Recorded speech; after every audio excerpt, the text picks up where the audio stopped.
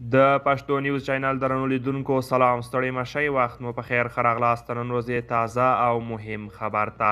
په سر کې یادونه کی که چیرې تاسې زموږ یوټیوب چینل نه وي سبسکرایب کړئ د تازه او مهم خبرو لپاره در سره پښتو نیوز چینل سبسکرایب کړئ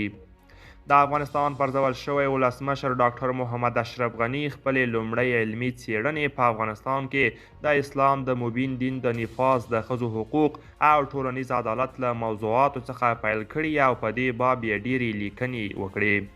همداراز یې په قبایلي ټولنه کې د اسلام او دولت جوړولو تر سرلیک لاندې یوه مفصله څیړنه وکړه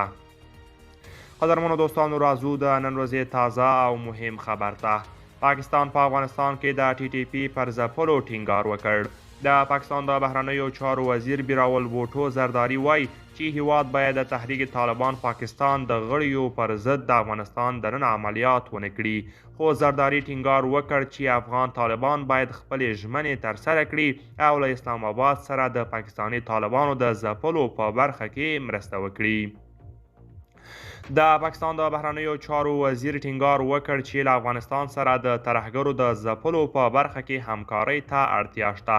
بلاول بوټو زرداری په داووس کې د نړیوال اقتصادي غونډې ترڅنګ له واشنګټن پوسټ ورځپاڼې سره په مرکه کې د جمعې په ورځ دا خبره هم وکړه چې د افغانستان له سرپرست حکومت سره به چې پر پاکستاني طالبانو نفوذ لري د ترهګرو د مخنیوي په خاطر په ګډه کار وکړي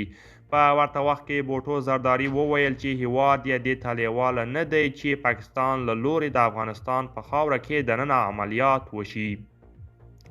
د پاکستان د بهرنیو چارو وزیر د طالبانو سرپرست حکومت غږ وکړ چې له اسلام آباد سره لاس یوسي څو پاکستاني طالبان ټي ټي پي او نورې ترهګرې ډلې چې د پاکستان امنیت ته ګواښ پېښوي وځپي